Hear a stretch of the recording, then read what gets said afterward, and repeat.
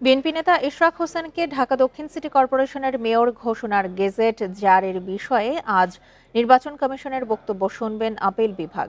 বুধবার প্রধান বিচারপতি সৈয়দ রেফাত আহমেদের নেতৃত্বে 7 বিচারকের আপিল বেঞ্চ এই আদেশ দেয়া হয় বলে জানান ইশরাকের আইনজীবী। এর আগে ইশরাককে ঢাকা দক্ষিণ সিটি কর্পোরেশনের মেয়র ঘোষণা করে নির্বাচনী ট্রাইব্যুনালের রায় এবং ইসির গেজেটের কার্যক্রম স্থগিত চেয়ে করা রিট সরাসরি খারিজ করে 22 মে আদেশ দেন হাইকোর্ট।